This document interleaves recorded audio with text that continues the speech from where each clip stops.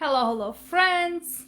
So as I said in my previous live video about starting Bible study, so this is my first video about the Bible study, and I will start with Samuel first.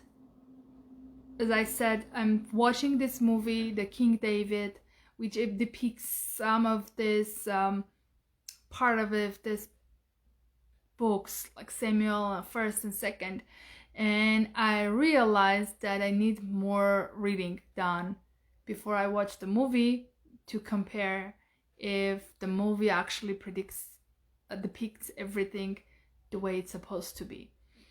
I know the movie will have its own character. It will allow me to have some knowledge regarding the time, the customs, and also the aura of that time, how it felt to live in that time. But at the same time, I need more knowledge about it. So that's why I just started from Samuel, guys. We will start from Samuel book, and I will read, and we will talk, and we will go back and forth and explore things. Oh, by the way, before I decided to do this live video, I watched the Disciple of God. He is an Armenian guy who does the Bible study, and I go to their Bible studies, and he explains everything so nicely. So I watched the one that he did regarding this passage, that part that I'm going to read, and sometimes I might quote his ways as well, like how he explains stuff. But to be more precise, just go ahead and watch him. His name is Jacoby, and the group or the page called The Disciple of God. You can find him on Facebook as well as in YouTube. And that should be it. Let me start, guys. Let me start. Oh, hey, he has more information. I don't. He knows Bibles ins and out. I don't. I'm studying from the beginning. I'm starting from scratch. However, my beginning starts from Samuel book 1. All right, guys. So, the first book of Samuel. So, it says that Jewish tradition suggests that Samuel was the author of the first part of the book, from chapter 1 to 24, and the first book actually has 31 chapters. So there is a point when Samuel dies, and the rest is written by, it says that it's written by prophet Nathan and the seer Gad, were the authors of the remainder, including the Samuels. They were the authors of the second book of Samuel as well. The seer, like I searched for it, what's the meaning of seer? So seer means the prophet. It's another name of a prophet, a person who has that spiritual eye. So that's that, and the rest of it I'll start reading for you guys. If I have anything to add, I will tell you guys. So this first and second Samuels, they talk about Samuel. They talk about Saul, the first king after the judges. So pretty much that was the first king. Saul was the first king of Israel, and David was the second one. All right, guys, let's start. And sorry for my accent. I might butcher some names, and I'll get better, I promise. Maybe yes, maybe not. So the family, so chapter 1, family of Elkanah. So the Elkanah means God has created. And so now there was a certain man, or Ramathaim Zophim, of the mountains of Ephraim. And his name was Elkanah, the son of Jeroham, the son of Elihu, the son of Tohu, the son of Zuph, an Ephraimite. Okay, so guys, I like when I read this kind of like names and long names, the son of, I pretty much get lost. I think you guys do the same. The reason that's why I made this like I write them down. I write them down from I don't know, from the first person, and then the sun goes up, and the sun goes up and comes to the person that we're talking about. So it's so we have this. Oh, by the way, that Jacoby guy that I was talking about, he has this. He told that when you read this this passages with a lot of weird names, it's weird for us when we don't speak the language, or we don't know the language, we don't know the names, but these are names that it's hard to pronounce, or a lot of names. So these names has a message. So I might go ahead and watch him. I might do sometimes quote his explanation, or it's a key, some kind of key to the Bible, guys, when God has some other message to relay on us. So here, Ephraimites. So there was a certain man of Ramathaim Zophim, of the mountain Ephraim. So Ephraim is, I wrote it down somewhere here. So it's also that's a tribe. Ephraimite, it's a tribe. And Ramathaim Zophim, also named as Ramah, is a village 5 miles north of Jerusalem. So 5 miles north of Jerusalem, there is a small village called Ramathaim Zophim, which also means, the meaning of that part is double heights, Ramathaim Zophim, 5 miles north of Jerusalem. Just can you imagine? There's a tribe, Ephraimite tribe, and Ephraimite means fruitfulness.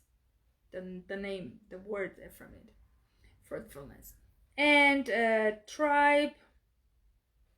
So from that tribe, Zuph born Tohu bore Elihu, and Elihu bore Jeroham. So those are the descendants.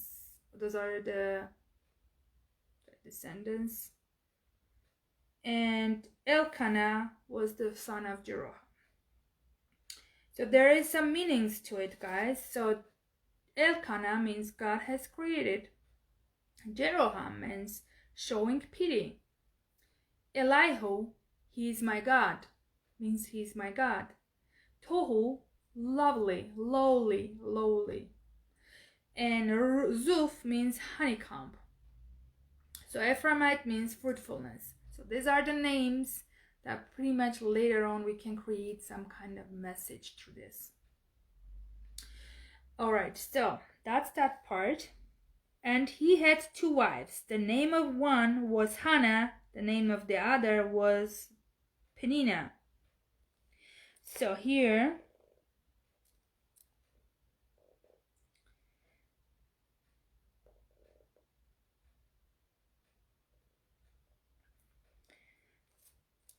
so I read, there is an explanation here about polygamy. So according to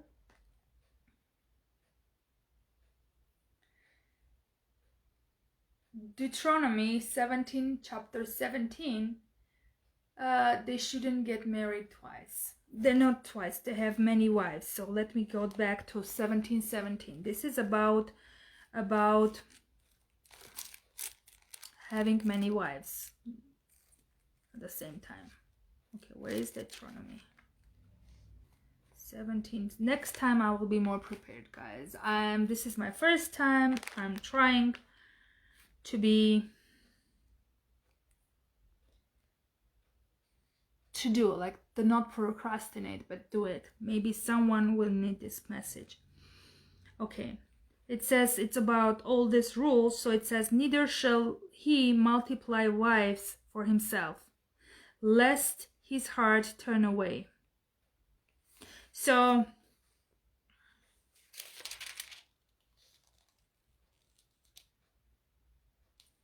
it says, so do not get multiple wives. So that's the message. But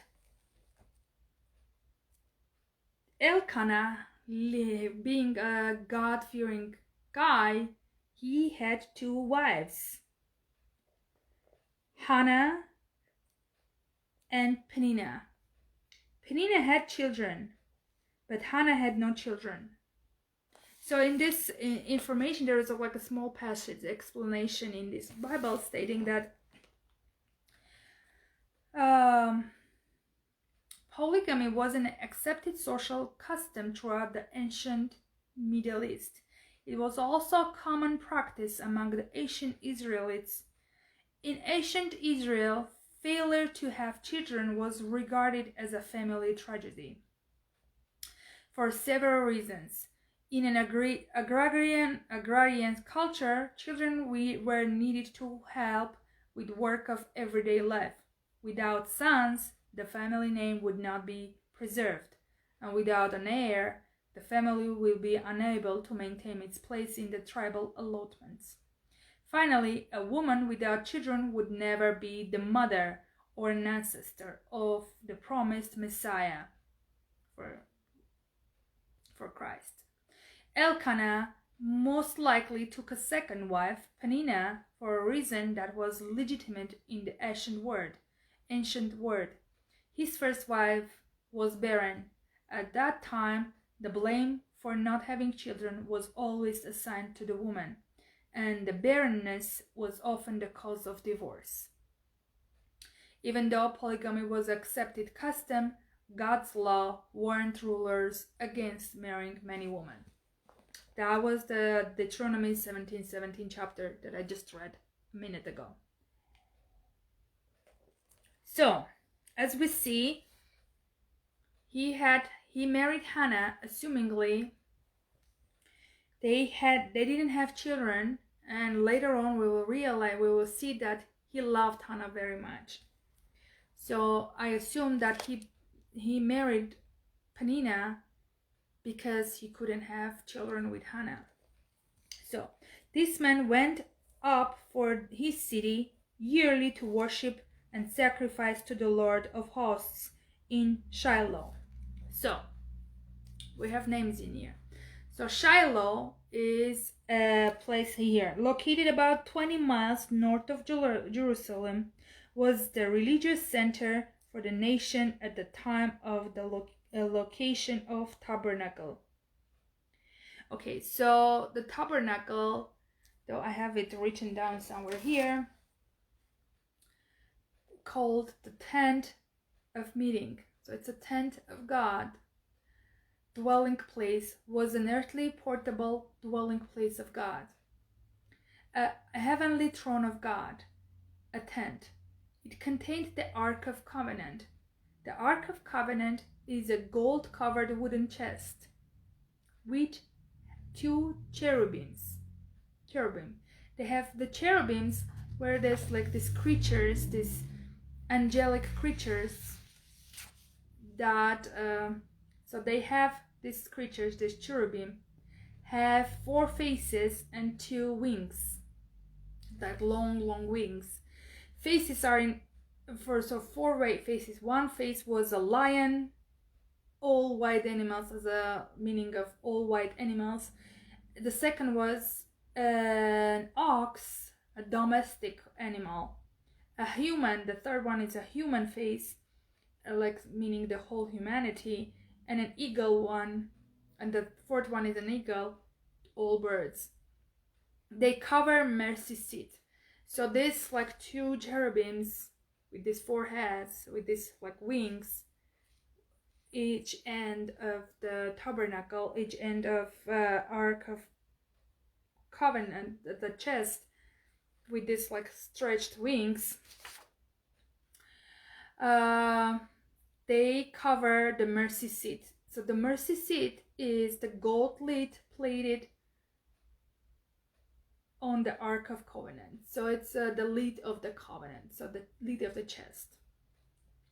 The Ark of Covenant contains 2 stones of 10 commandments, a pot of manna. So manna, if you are familiar with the story, it's when then 40 years the Israelites were in the wilderness. They didn't have food, so God gave them food from the sky. So the manna came every day, and that's the only manna was left, was saved. So it was in a pot, saved in the Ark of Covenant. And Aaron's rod. The Aaron's rod is the only wooden stick that blossomed with the God's like help.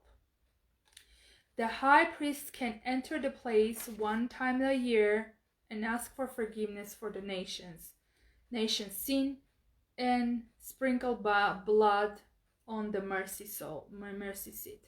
So that's a ceremony about like a tabernacle. So here it says, so as I said, also the two, this man went up from his city yearly to worship and sacrifice the Lord of hosts in Shiloh. So as was said, Shiloh is 20 miles of north. And remember, this Ramathaim Zophim, the place, that village, was 5 miles of Jerusalem. So pretty much he would go 15 miles north to go to the Shiloh. And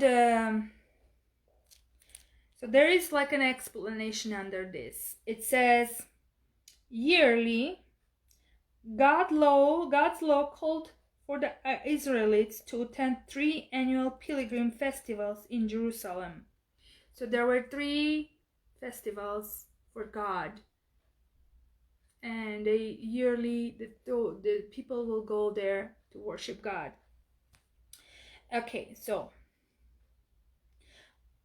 so it says to worship and sacrifice to the Lord of hosts in Shiloh. So Lord of hosts, that meaning has, that word has like this sentence, Lord of hosts, is a military designation referring to God as the one who commands the angelic armies of heaven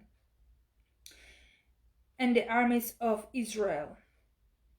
So when I was watching this movie, the King David, there was a part when this King Saul wasn't like moving anything, wasn't doing anything in this war. He said, we need the anointment of God, we need the blessing of God, we will wait until the God will give us blessing, and we'll start the war. So, and this kind of like, I don't know, respect, love that God had at that time, that was like, now when I'm reading this and I'm watching the same time in the movie, I realize how present God was there in their lives, and what an awe these people have towards God, and we're missing that in our lives right now. Okay, so let's move on. So Shiloh, we understand the place. So what we understand right now, this guy Elkanah, the son of, like we counted all these names, lived in that Ramathaim Zophim, which was 5 miles to the north of Jerusalem, and he had 2 wives, Hannah and Peninnah. Hannah didn't have children. Peninnah had many children. And children. And every year he would go, this Elkanah will go to to Shiloh, which is 15 miles north to this village and 20 miles north to Jerusalem, a holy, like a town to worship God. Also, the two sons of Eli, Hophni and Phinehas, the priests of the Lord, were there. Okay, so who is Eli? Let's go back to the Eli. They were priests of the Lord. They were priests of the Lord. So I wrote it down somewhere here in my paper. So let's see.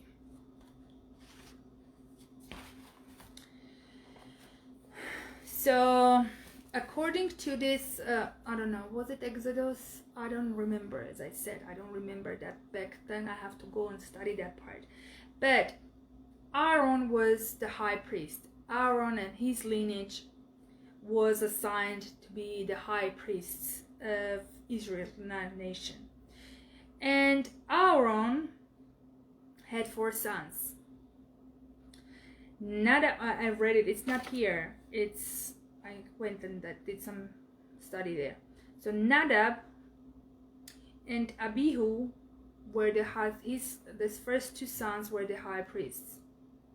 So at that time, according to God's rules, to be able to lead a fire, God's supposed to give that fire.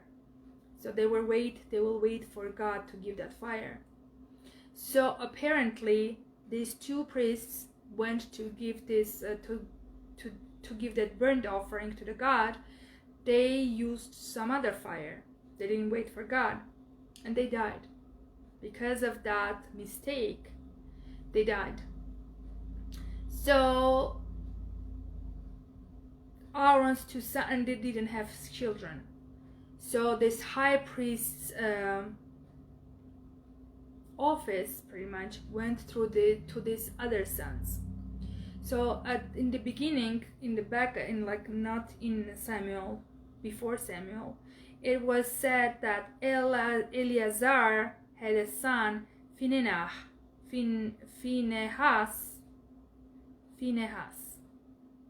and Phinehas was the last highest priest.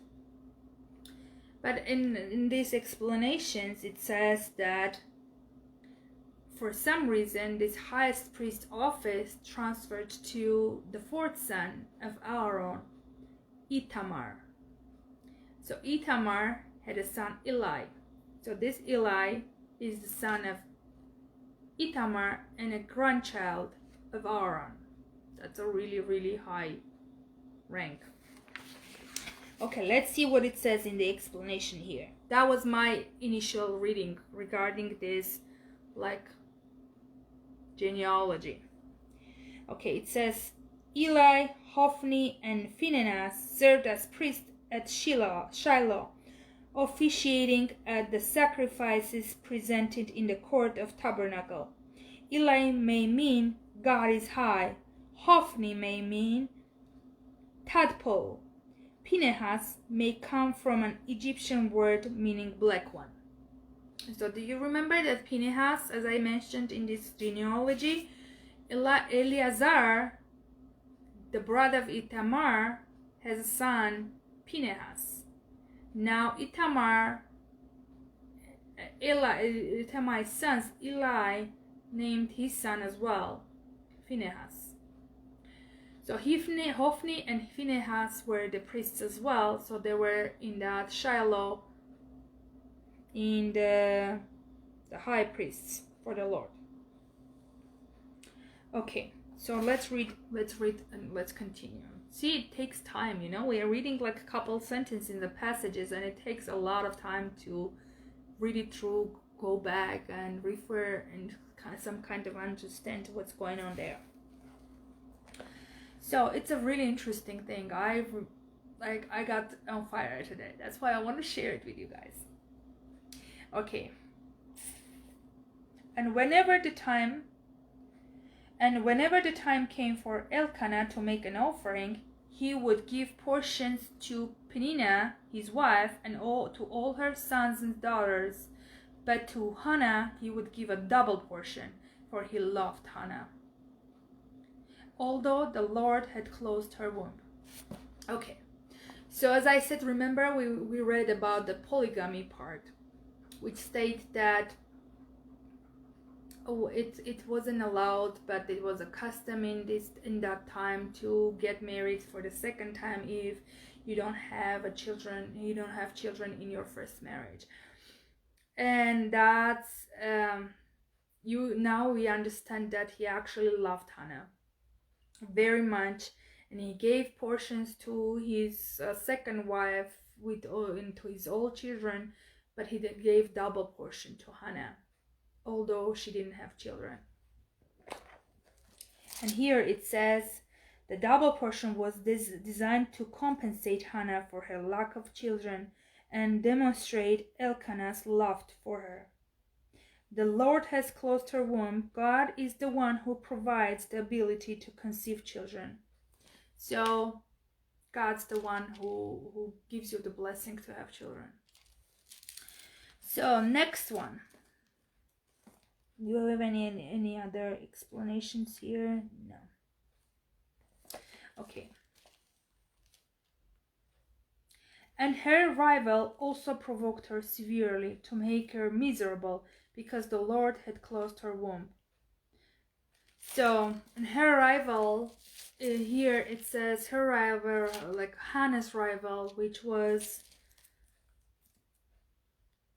in this case, Peninnah, who had many children, would make fun of her, make her life miserable. It was pretty much a rough time. It's a bullying time, you know. Okay, here it says her rival refers to Peninnah, Elkanah's other wife, who took every occasion to flaunt her children before Hannah. Oh, you see, I have children, you don't have children, or you probably did something wrong and God didn't allow you to have children. So like play this blame game. Okay. So it was year by year when she went up to the house of the Lord that she provoked her. Therefore she wept and did not eat. So it was year by year when she went up to the house of the Lord that she provoked her. Therefore she went and did not eat, wept and did not eat. So we can assume that they went to this worship place, house of the Lord, and even there this Peninnah would make fun of her. And Hannah would not eat. She would cry all the time and would not eat. And here it says she went up. They explain about the went up part. God's law demands that the men of Israel appear before him on 3 festival occasions. So as I said, remember in the beginning, so there were 3 festivals in a year for the God. And people have to go there, men of God, so in this male part, they have to go to this festival to worship God. Festival occasion. Many brought their families with them, but it was not required that they do so. So it wasn't required to the wives to go there. This verse shows Hannah's devotion to the Lord in that she also made annual treks to Shiloh to worship God. So it wasn't required for the wife to go with the husband to this ceremonies, worship ceremonies, but she anyways went. She went anyways. She wept and did not eat, that part. It says Peninnah's constant taunting drove Hannah to depression. So as I said, Peninnah was bullying Hannah for not having children. She was in depression. So next part, it says Hannah's vow. So guys, I'm reading the New King James Bible. So maybe if you have some other Bible, maybe like a wording will be different. So then Elkanah, her husband, said to her, Hannah, why you weep? Why do you not eat? And why is your heart grieved? I am not better to you than 10 sons? So Elkanah, her husband, knew that she wanted kids and she didn't have kids. And he said, "Why do you weep? Why are you crying? Why you don't eat? Why you sad? I love you, and am I not enough for you? Am I not better than 10 sons?" You know what it is? It is like when you don't have something, and especially kids, nothing else matters, You always focus on what you don't have, and do not appreciate what you have, really. That bugs you all the time. That lack of whatever you don't have constantly bugs you. And children are very important. And as I read in the beginning, in this polygamy part, it says that having children was very, very important back then. Like, I'm Armenian, having children in Armenian family is important too. I never thought that there is another option not to have, like, people would choose not to have children. When I came to US, I realized there are so many people who do not want to have children. And the lives they live, there is no place for children for them. In a sense that they're busy with their daily lives, they don't want children. They don't need children. And that was a weird culture shock for me. And this back old times, it was the same. Like, having children was the most important thing you can do as a woman. And the love of husband wasn't enough for her. It didn't cover the emptiness inside. So let's continue the reading. So Hannah, let's see what it says here. Okay, here it says, while Peninnah provoked Hannah, Elkanah sought to encourage her. He suggested that his love for Hannah was a greater blessing than having 10 sons. Yeah, like finding the right love, finding the right person next to you, and a person who loves you and you love, it's a great blessing. Not everyone, especially nowadays, not everyone get that blessing. And I assume that back then it was the same too, like finding the right person, and that arranged marriage type of setting, when you don't know who is your husband going to be, or who is the husband, and actually getting that blessing, having the love of your life, is a huge blessing. However, she didn't have children. As I said, if you have like everything and you are missing some piece, that some piece probably like constantly will bug you. That will eat you up. That small piece, or in this case, it's a big piece. Not having children for her was a big piece. So no, I think for her, 10 sons, like having a loving husband, will not cover for the 10 sons. So here it says, okay, let's see. What's the rest? Let's read. So Hannah arose after they had finished eating and drinking in Shiloh. Now Eli the priest was sitting on the seat by the doorpost of the tabernacle of the Lord. Okay. After they had finished eating and drinking in Shiloh. So, in old times, here it says, the worship of God involved not only the sacrifice of animals, but also lavish banquets of meat and wine. So, all this burnt offering that people will take to God, they pretty much later, after that, they will start eating and having some party there. So we can assume that Hannah was not in a mood of eating. She was bullied at that gathering, and she didn't eat and she left. the banquet. All right, so let's see. And it says, Eli the priest was sitting on the seat by the doorpost of the tabernacle of the Lord.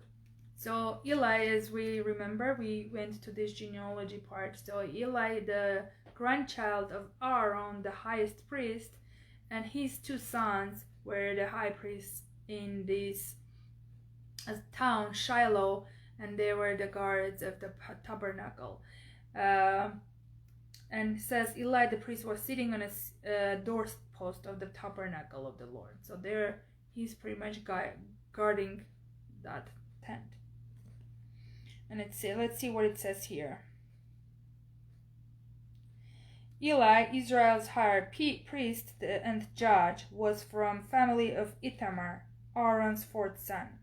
I already told you that. So Ithamar was Eli's father, and Aaron was Eli's grandfather. And Ithamar was the fourth son of Aaron. As I said, he had two other sons in the beginning when they died. And then it says here, the son of Eleazar, the last high priest mentioned before him was Phinehas. Give me a minute.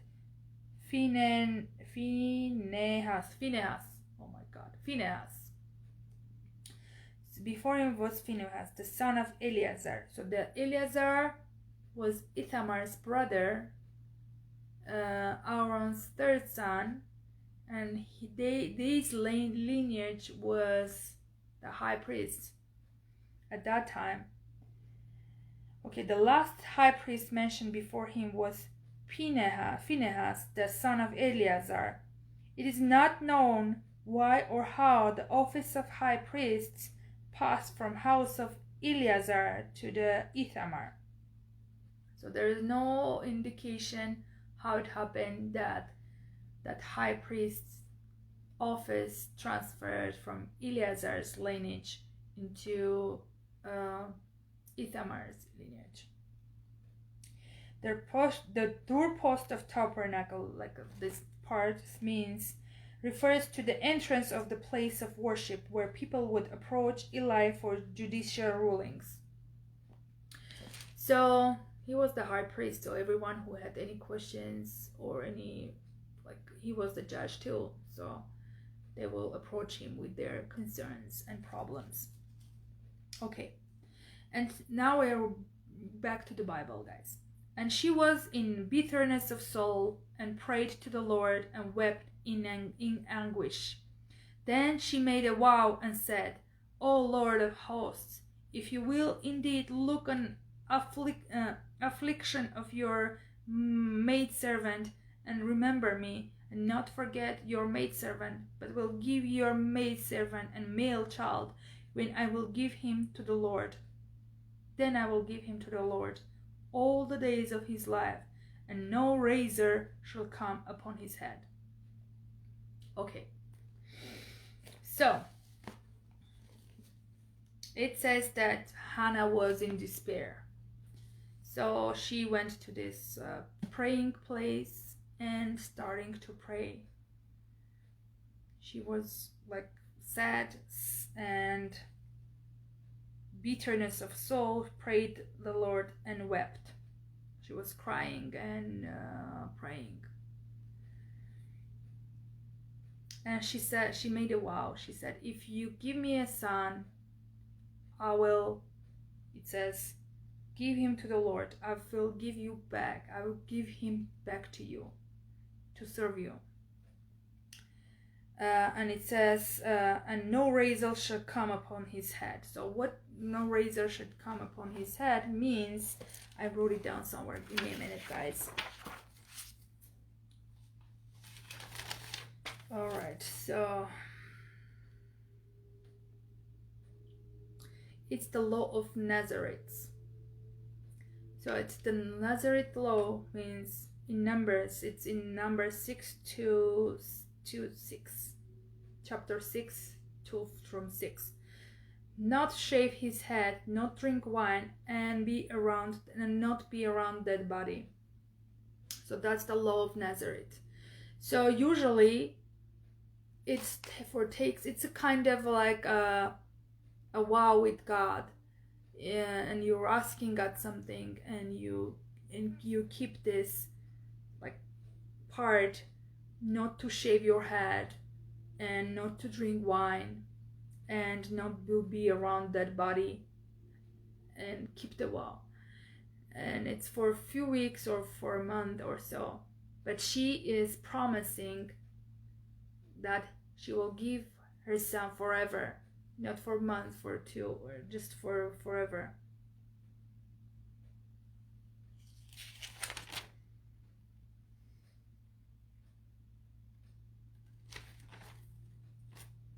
So that's the promise she had with God. Well, like when you think about it,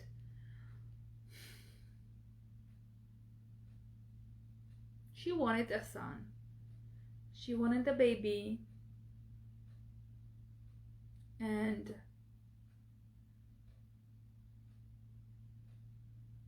to feel her emptiness, that emptiness inside. And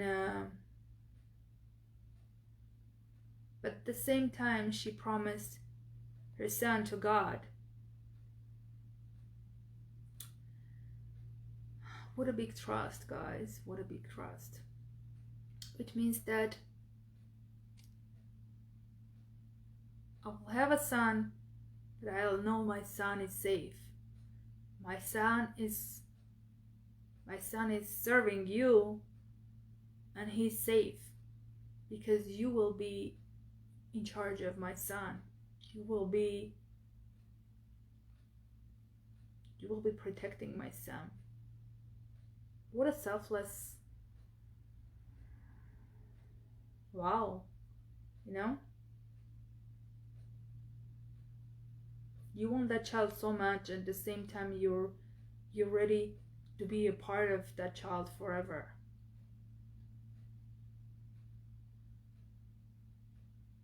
But as we read in this polygamy part, it said that it's more than a child. It's like here it says,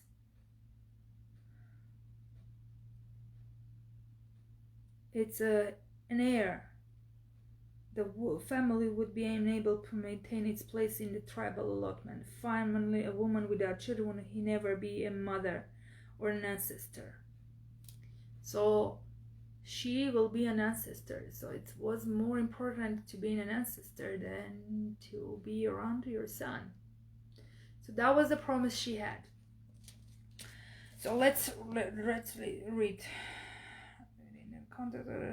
Okay, let's read the explanation of this passage. Within the context of her prayer, Hannah made a vow to God. She promised that if God would give her a son, the child will be given back to God. Levites,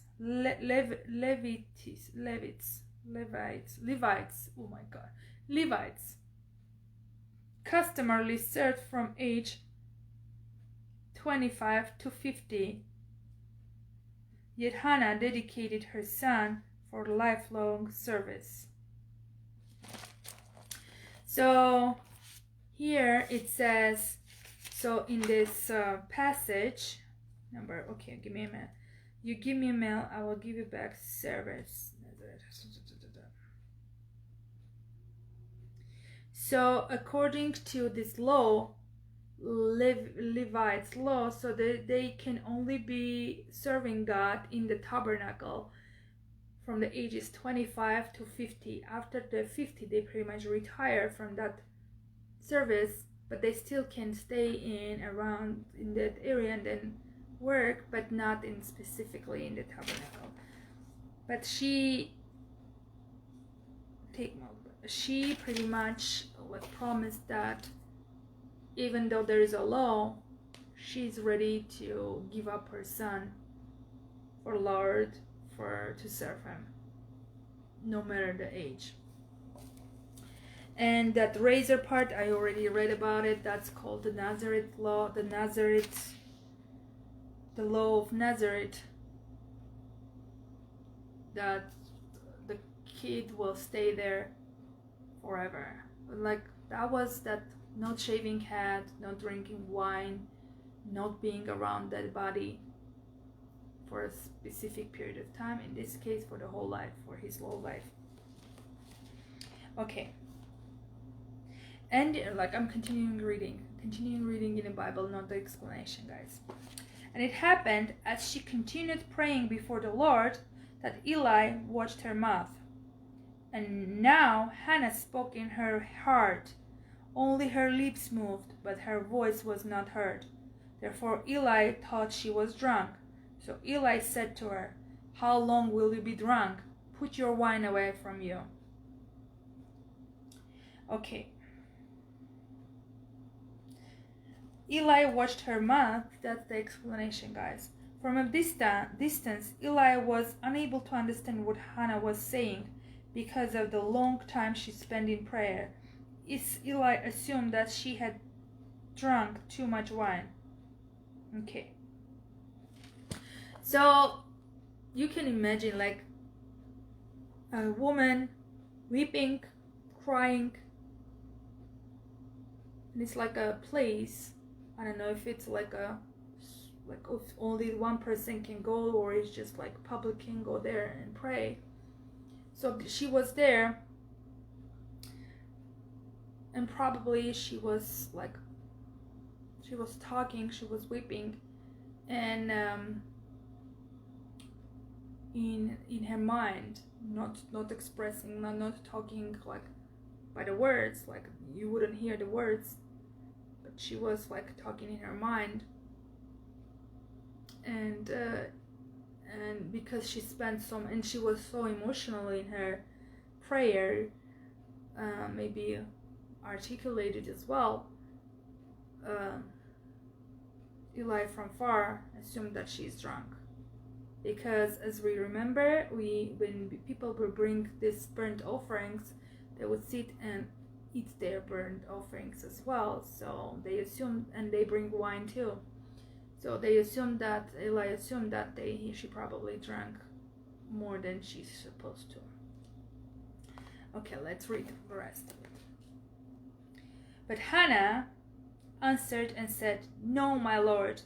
The Lord is in lowercase, which means no, she's not talking to God, she's talking to Eli. "I am a woman of sorrowful spirit. I have drunk neither wine nor intoxicated drink, but have poured out my soul before the Lord. Do not consider your maidservant a wicked woman, for out of abundance of my complaint and grief I have spoken until now." Okay, but Hannah said, "No, my lord, I am a woman of sorrowful spirit. No, God, no, Eli, I'm saddened. I'm sad. I've drank neither wine nor intoxicating drink." So this intoxicating drink, they assume beer. So pretty much I assume that he had beer back then too.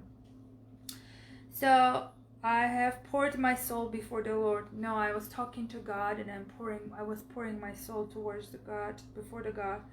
"Do not consider your mindservant a wicked woman." So the wicked one here, it explains here. Okay.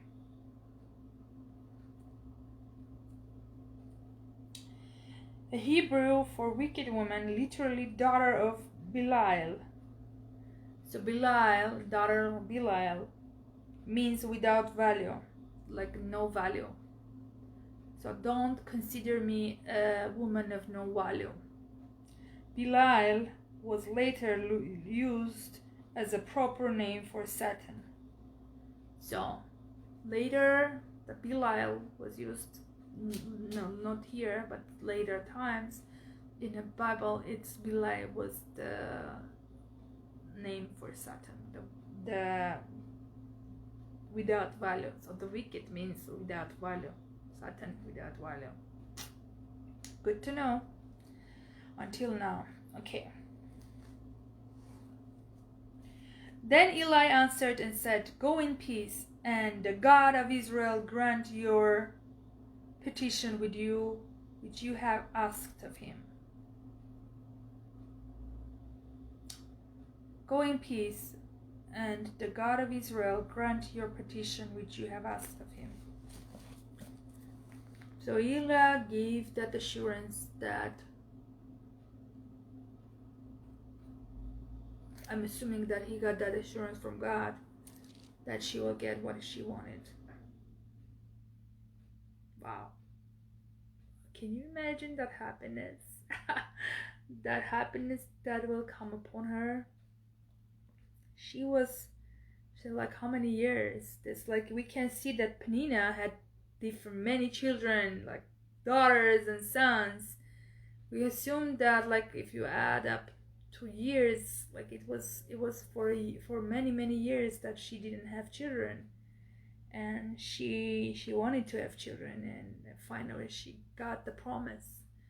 God promised to give her child. Oh my God, that will make her day, maybe made her year too. At the same time, she will be happy. Okay, let's see what it says. Go in peace means Hannah's changed countenance seems to indicate that she experienced God's peace as she waited for the answer of her prayer. Okay, here it says, "And she said, 'Let your maidservant find favor in your sight.' So the woman went her way and ate, and her face was no longer sad." Oh, finally she can eat. She probably grabbed everything and ate everything. She was so happy. And her face was no longer sad. She came out of her depression. Wow. That's a happy ending at this point. Okay, let's read the rest of it. Okay, Samuel is born and dedicated. So that was the title of this passage. So we're still in chapter 1, guys. Then they rose early in the morning and worshipped before the Lord, and returned and came to their house at Ramah. So as I said, Ramah, what's the name of it? Let's see. Ramah was the short name of Ramathaim Zophim. So that is village. So they rose early in the morning and worshipped before the Lord, and returned and came to their home at Ramah. So they pretty much stayed there and then did their worship, and then came back home. And Elkanah knew Hannah, his wife, and the Lord remembered her. So it came to pass in the process of time that Hannah conceived and bore a son, and called his name Samuel, saying, "Because I've asked for him from the Lord." Okay, let's read. So knew Hannah means they slept together. Okay, so the word remembered, here they explain the word remembered. Remember this passage, it says, "And Elkanah knew Hannah, his wife, and the Lord remembered her." So the Lord remembered, God remembered the promise that he gave to Hannah. Remembered, the word indicates that the God began to intervene on Hannah's behalf to answer her prayers. So, yeah, very powerful place. Okay, so because I've asked for him from the Lord. Okay, here it says, "So it came to pass in the process of time that Hannah conceived and bore a son, and called his name Samuel, saying, Because I have asked for him, the Lord." She had that complete belief, utterly belief that she will have that son. God gave her promise, and God will never, through Eli, when Eli said, "Go in peace," She had that promise already, and she knew, because I've asked for him from the Lord, because I asked and God gave me. Here it says, okay, where is it? Samuel. Let's see what Samuel means, guys. So the Samuel means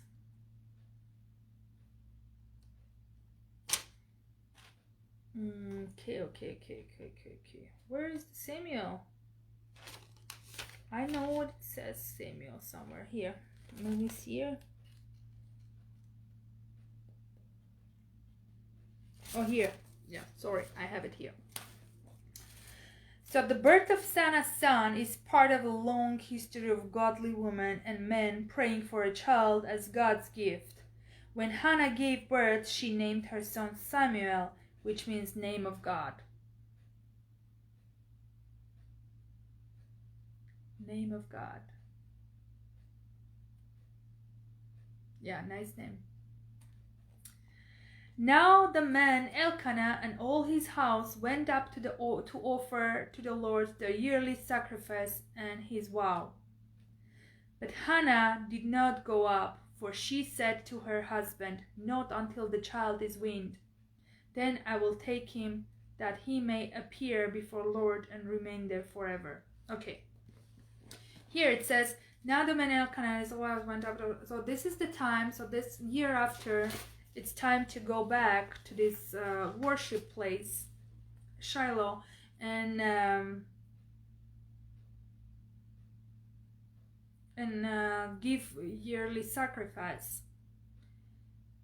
But Hannah did not go up, for she said to her, "Not until the child is weaned." So she was breastfeeding, and she said, "Until I finish breastfeeding, the child will stay with me, and it's not time for a child for the weaning yet. I'll take him that he may appear before Lord and remain there forever."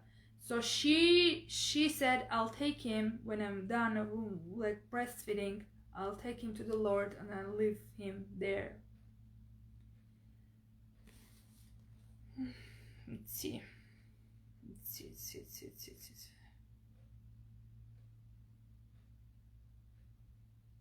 Okay. Until the child is weaned. Hebrew children were normally weaned when they were 2 or 3 years old. So, which means like that 2 and 3 years of breastfeeding, and that was her time with the child. She had the time to spend with her child, like experience that motherhood, and give her love and get ready. So it was a time for her to get ready for her promise, get her ready to give her son back. She was waiting for this son for years, and now she got it. She got him, and she only has a couple years. She will probably cherish that time with his son.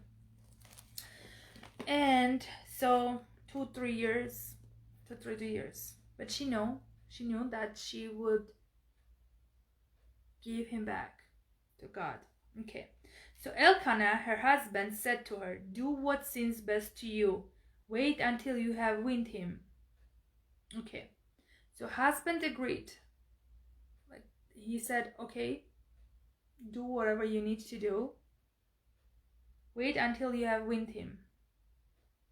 Wait until you wanna, like as long as you want, as long as needed.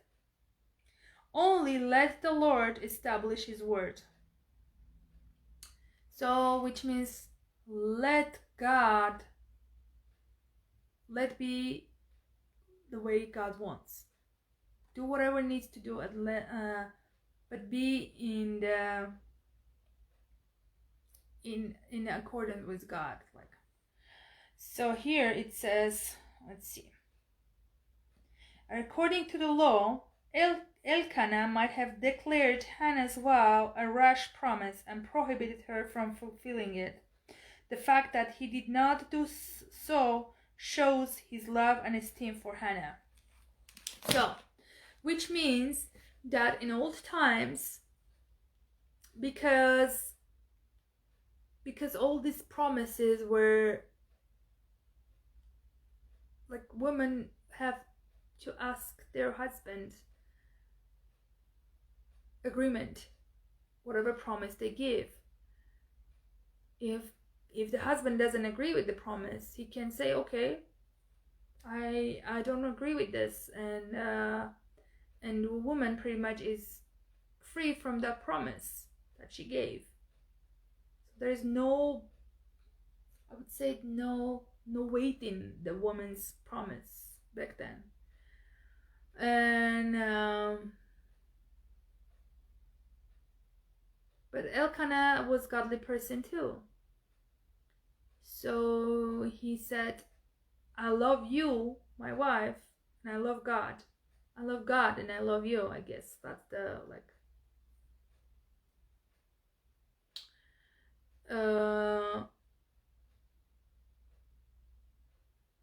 so he understand, as I assume, that he understand whatever promise she gave to God, God is a priority. And if she decided to give her son to God, he loved Hannah and he wanted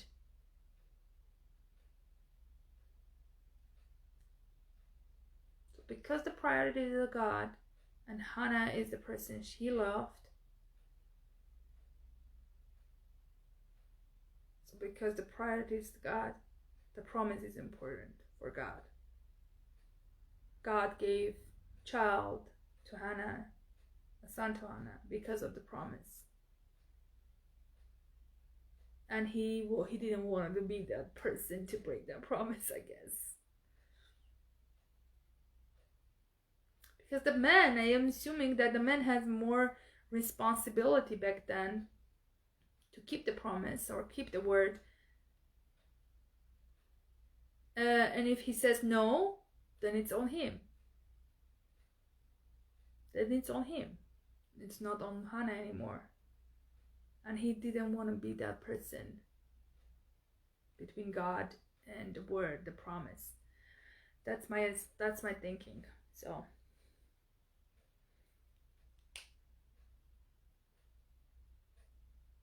yeah, that's an interesting part. So I guess it will be hard for Elkanah as well. That was his only son, not only son, but the son from a wife he loved, an heir that he was waiting for forever. But I guess it was an honor to give the son to God, to serve God. So I guess that whole thing is an honor. It's an honor thing, So nowadays it's really hard to be in that godly realm, to realize how people think when you're not there, you're not there yet. We read these things, read this Bible, at least me, trying to understand the time, trying to understand the feelings, trying to understand the relationship. We're pretty much looking at this story. It's not story, it's a story of God. It's a history of God. And things that we think right now may be different when how people think back then. And what a tight relationship they had back then, people who had with God.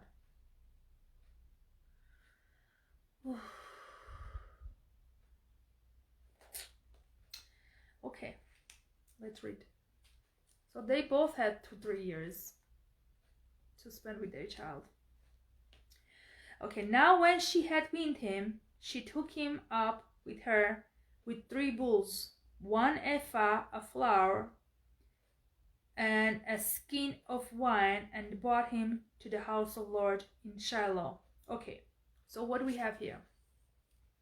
So she weaned him. She took him up with her with 3 bulls. So 3 bulls. 1 ephah of flour. So, or ephah. Okay, let's see. I went and double checked what these measurements are. So,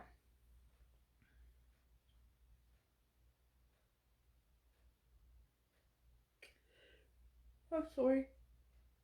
When ephah equals 4.99 dry gallons, almost 5 gallon, or 5 dry gallon.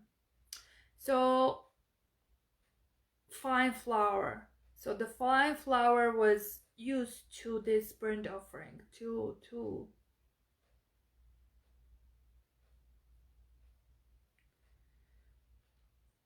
create that burnt offering for the food. No, it wasn't burnt offering. Give me a minute, guys. Let me see here.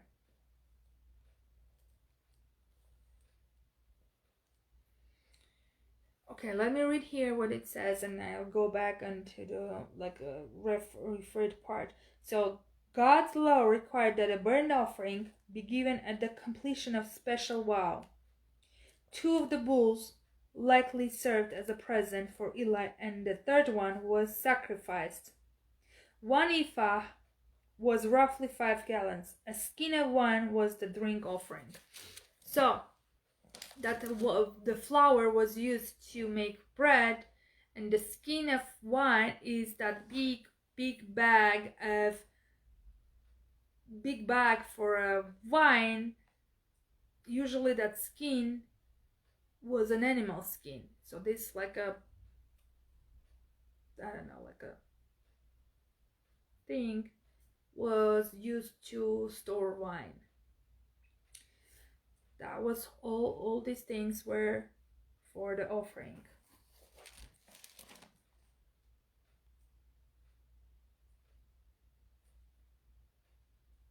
Okay. And the child was young. So we assume that since all these like laws, requirements about the weaning, and so she promised to wean and take the son to the Lord. We assume that it was like 2-3 years after the child was born. So probably the child was like about 2-3 years old when they went to the Shiloh. Then they slaughtered a bull, and brought the child to Eli. And she said, "Oh, my Lord, as your soul lives, my Lord, I am the woman who stood by you here, praying to the Lord." Like here also, Lord, all these lords, except the last Lord, was lowercase, which means she was talking to Eli, saying her Lord, but the last word here, it says praying to the Lord. Lord is the uppercase, praying to God. "For this child I prayed, and the Lord has granted me my petition, which I asked of him. Therefore I also have lent him to the Lord. As long as he lives, he shall be lent to the Lord." So they worship the Lord there. Okay. So here we see what we see. Lent him to the Lord. What lent means here? Lent him to the word, Hebrew word translated lent, has the idea of complete giving up of the child to God. Giving back to God. Hannah offered a testimony of what God has accomplished on her behalf. By telling others, she exalted God and praised him for his gracious acts towards her. So that was a big testimony for her, stating that she asked and God gave her. And that was a really hopeless situation for her. She probably was, I don't know how old, and maybe lost the hope that she will get pregnant. But through the vow with God, she got what she wanted. All right, so they worshipped God, and that was the last time she would see her son there. And that's it for today, guys. That's it for today for the first chapter. Do I have anything here? I don't have anything here to add. So that was a really, really, really, really interesting thing for me to realize. And it's just, you know what I do, like how I did, like my studying. So I watched the movie. It's not that like you will find a movie on every subject in this Bible, but this is a particular subject that I wanted to watch, and it was like a fiction. It was a nice movie to watch. It was easy to watch, and I love Richard Gere. He is the King David in this movie, and I realized that I'm lacking information here. So I used Google. I watched the Disciple of God, Jacob's explanation of this passage, specifically this part. And go ahead, Bo, watch his preachings, guys. He's awesome. And did some Google search, different topics. Went back to these referred places when in the note part, in the footnote, it gives you some kind of explanation or just extra passages explaining stuff for you to read that part. It's interesting, you know. Go back in the genealogy of a person and trying to create these family trees for people, and it gives you that kind of view to this story in the Bible, like when you're looking from the above, like when you have this passes from one situation to another, and if it talks about something like for example tabernacle, I went back and I started researching what's in tabernacle, what is tabernacle, and maybe when I go back, when it initially was built, we can have more specific information about that. As of right now, this is what I have right now. As of right now, this is what I explored pretty much. And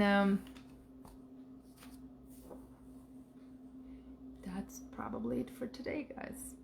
Thank you, God. Thank you so much for helping me out this whole day. I was spending researching, I was spending reading, and I felt your presence so much.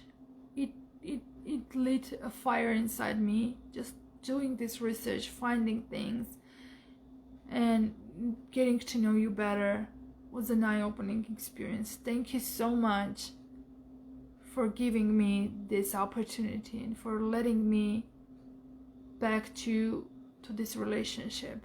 I appreciate it. I thank you so much, God. Thank you so much. In Jesus' name, amen.